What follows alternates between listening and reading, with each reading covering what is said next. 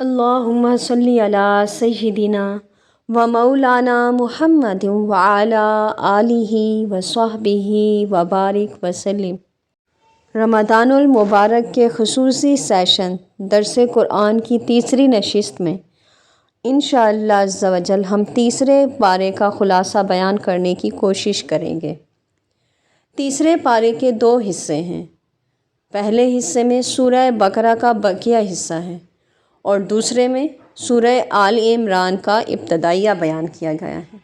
تیسرے سپارے کے پہلے حصے میں جو سورہ بقرہ کے بقیہ حصے پر مشتمل ہے اس میں 3 باتیں ہیں۔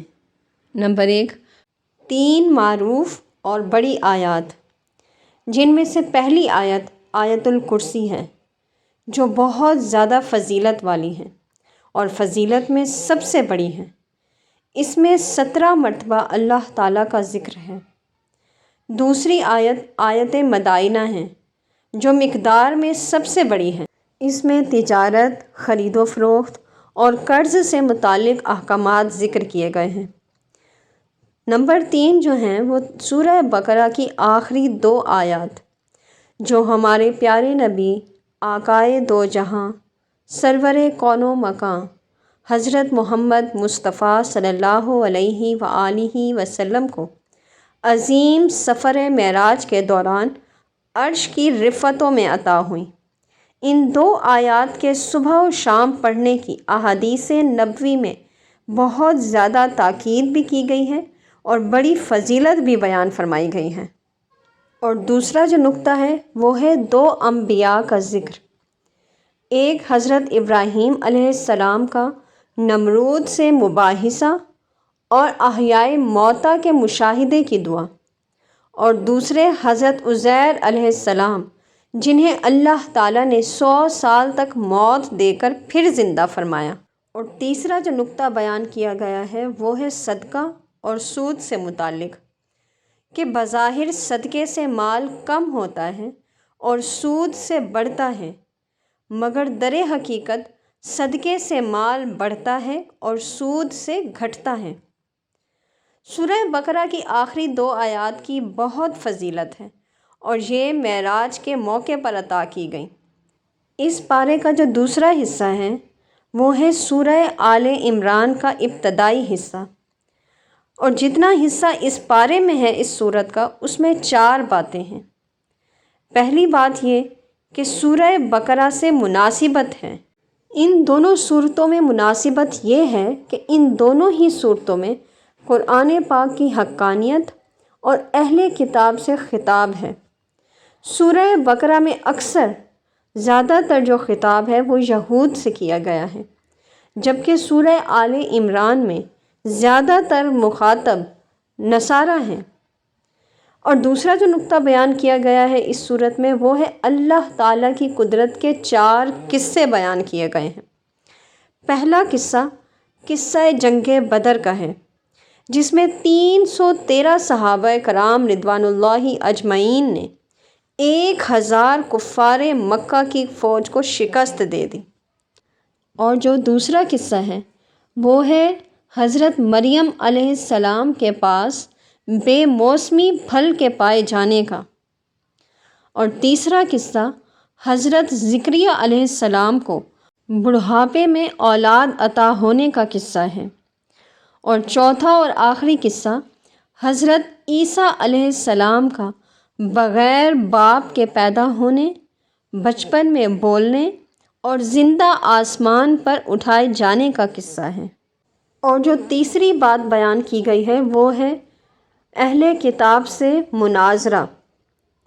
پہلے اہل کتاب سے مناظرہ ہوا، پھر مباہلہ ہوا کہ تم اپنے اہل و عیال کو لاؤ، میں اپنے اہل و عیال کو لاتا ہوں، پھر مل کر خشوع و خضوع سے اللہ تعالیٰ سے دعا مانگتے ہیں کہ ہم میں سے جو جھوٹا ہے اس پر خدا کی لعنت ہو، تو وہ تیار نہیں ہوئے، تو پھر مفاہمہ ہوا، یعنی ایسی بات کی دعوت دی گئی جو سب کو تسلیم ہو اور جس پر سب راضی ہوں، اور وہ ہے کلمہ حق لا الہ الا اللہ۔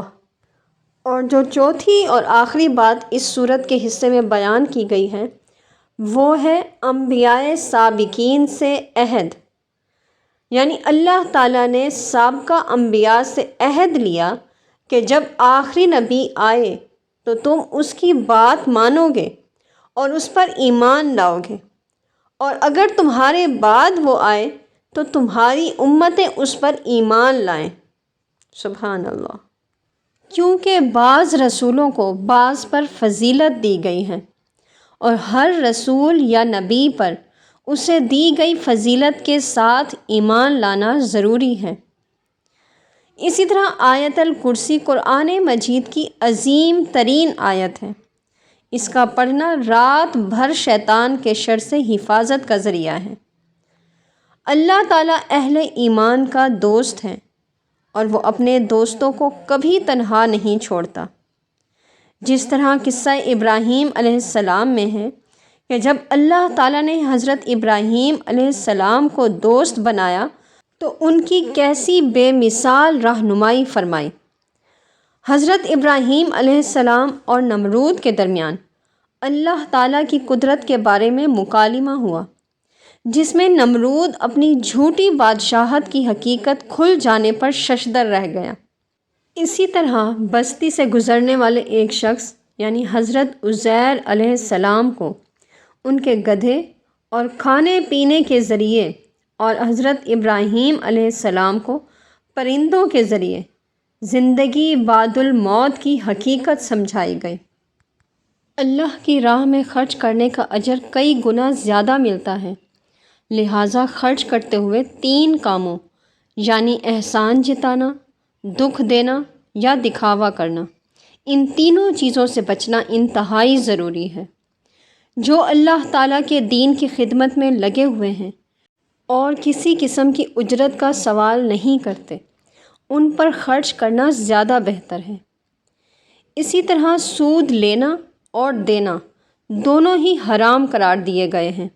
یہ اللہ اور اس کے رسول صلی اللہ علیہ وآلہ وسلم کے ساتھ جنگ کرنے کے مترادف ہے، اس لیے اہل ایمان کو اس سے اجتناب کرنا چاہیے۔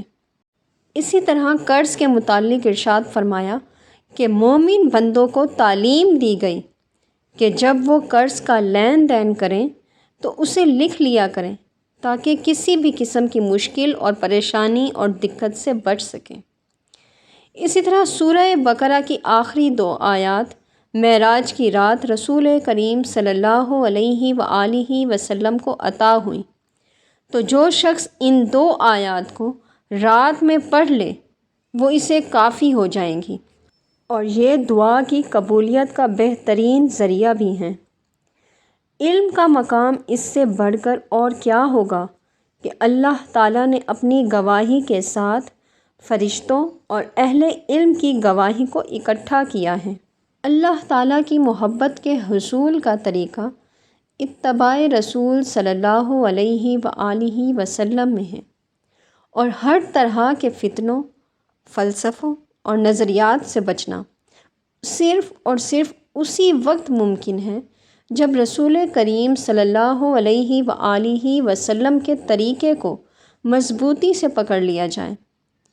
اسی طرح حضرت مریم علیہ السلام کو تمام عورتوں پر فضیلت عطا کی گئی۔ دوسروں کو ملنے والی فضیلت پر خوش ہونا اور اللہ سے اپنے لیے اچھے کاموں کی توفیق مانگنا اور اللہ تعالیٰ کے فیصلوں پر راضی رہنا، یہ مومنین کے لیے بہت ضروری ہے۔ اللہ تعالیٰ نے بہترین تدبیر کرتے ہوئے حضرت عیسیٰ علیہ السلام کو زندہ آسمان پر اٹھا لیا، اور رفع عیسیٰ علیہ السلام پر ایمان لانا ضروری ہے۔ اللہ تعالیٰ سے دعا ہے کہ اللہ رب العزت اس ماہ مبارک میں اپنے حبیب صلی اللہ علیہ وآلہ وسلم کے صدقے میں پوری امت کی بخشش فرمائے، اور ہم سب کو سمجھ کر قرآن پڑھنے اور اس پر عمل کرنے کی توفیق عطا فرمائے۔ آمین یا رب العالمین۔ وما علینا الا البلاغ المبین۔